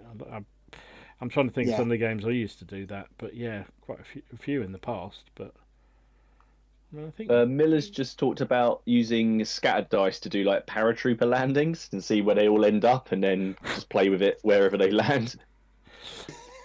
I can't remember. Was it? I think it was rapid. Was it Rapid Fire? I think that used to have a system where you'd write your commands, the paradrop commands, on little pieces of paper, and then you were supposed to stand on a chair or something above the table and then drop them, and where they landed, because of course they fly all over the place. Cool. And it was kind of really That's silly, but exactly- it was funny. That's how drop pods worked in Space Marines. So you'd have you'd put an entire tactical company or a Terminator company in drop pods. Right. But you'd literally release the paper over the battlefield, and that was where they landed. And I how, like that. Steve's talking about. I love it. Steve's talking about 6 mil. Come on, Steve. Come to the 6 mil plan. To be fair, I've said this. While I love Blood Bowl, it's my favourite Games Workshop game. If they did a re-release, to the letter re-release of Space Marine from about 1993 onwards, I would buy it. I would so buy it. I really would. I absolutely love that game. I've got it in the loft, Steve. I was all painted as well. I've done it. I've painted 2 armies for it, an Eldar and 2 Space Marine armies, 1 Iron Warriors and 1 Imperial Fists. See, I used to run a Crimson Fists Space Marine army. It was huge. Son of Dawn. Yeah, it was just a good game, and it was simple to play. It wasn't until they started adding or the expansions that the power creep came in, and then we lost interest and we started playing. More second ed 40k from 93 onwards. It was 2, so not really me. oh dear. Oh, Brush that and feels nice. Quill I is feel in the free. house. Hiya, mate. Haven't seen you come on before. Welcome. Good to see you. Also, Graham. I built Hi, 3 guards. Oh. 3 guards. How you getting on Williamson, with that British? Have you fully given up? he's given up. Yeah, he's gone back in the box. Wussed, He's wussed in the out. box, mate, I'm afraid. He's wussed out. He's in the box. Poor guy. He's there. He'll come out again, don't worry, when it's British time. But at the minute, it's time for the guard, because I want to do both of these. I want to do all 60. Paint them up. Well, 48. I'm not going to... I could paint all 60 and then make them big battalions, can I? Yeah. So, War Games Anonymous is asking thoughts on World War II in 20 mil. I don't know what you mean by that exactly, mate. Is that a good scale? Do you mean? Yeah. If it is, then yes, Never, never done it. I think it's a good I've scale. never done it in 20 mil. No, I haven't. Yeah, I have. It's always 28. I've got an Italian army in 20 mil. I've got a British, German. Yeah, a few in. Used to play rapid fire and stuff in 20 I can mil. honestly say it's a scale I've never painted. I've painted 6, I've painted 10, 15, and 28. I've never painted 20 mil figures. I find it's a really good compromise because you've got almost the detail of a 28 mil, and it's sort of same price 15. of a 15, and it kind of works, I think. And also like we're talking about with the Napoleonics on a big game table or what have you, it kind of works reasonably well at 20 mil, I found. But then I never did 15, and 15 probably is even better. I don't know. Well, that's what we're going to be playing, Chain of Command in 15 mil. Yeah. Am I imagining it? Say, Did I Dom, see- do you want to... Sorry, carry on. Go on. Sorry. I was going to say, did you want to try black powder in 15 mil at ACW Yeah, Friday, if I come up? yeah. Because then you've got the size then, you could do a 6x4, but then you've got the... you'd have the 15 mil size, won't you? Yeah, And we'll keep the same as what Martin said, 9-inch movement and 18-inch shooting. See what it's like. Give it a go, can we? for 15 mil, you make it centimeters, I think, rather than inches. Yeah. Oh, is it centimeters? Just keep the same. So 12 instead of a 12-inch move, do a 12-centimeter move. Yeah, exactly. That works really well with 15 mil. That's what I find. We do a few. There we go then. I've done a few ACW in 15mm, and it does work pretty good at that scale. There we go. But gentlemen, 10 o'clock. Oh my god, is it that time already? Yeah. It's time.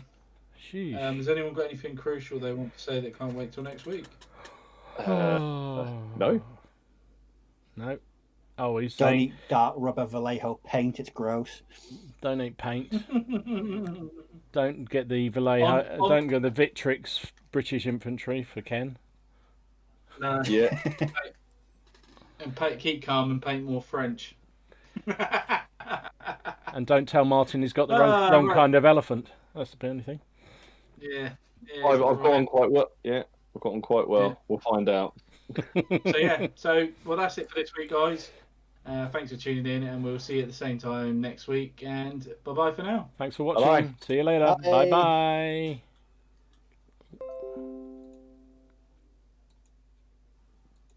When we're gone.